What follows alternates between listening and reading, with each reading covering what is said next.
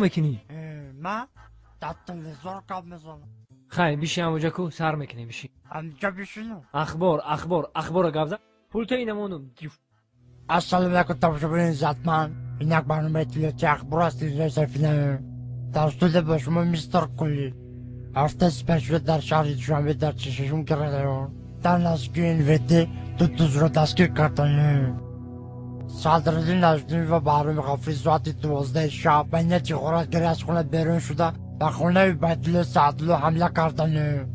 عبیدالله سعدالله در حالت مست خواب بوده. از کاسه عبیدالله سعدالله 180 درم، از درون شیفانیر عبیدالله سعدالله چیزهای قیمت بها، توفی و میکه، دو پر کلوک، دو پچکه چای، دو پر نسکی و دو ترکانی خانه را زیر کرده گریختند. از این کارها سردار گروه میلیسیا حسن چیلا خبر شده با کارگردان کربسه جمهوری تاجیکستان خبر داده.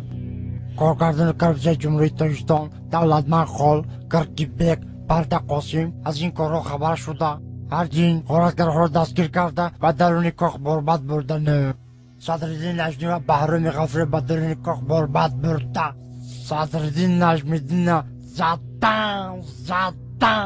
زدن توبه قدم خدا و عصر میکنی. ای رو تسیه کدامی ژورنالیست دروغ میگه؟ تو در تلویزیون گپ زده استی، تو رو تمام جهان تماشا میکنه. تو دروغ میگی؟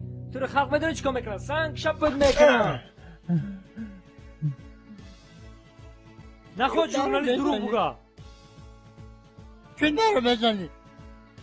تو فالبینی دروغ گفته استی.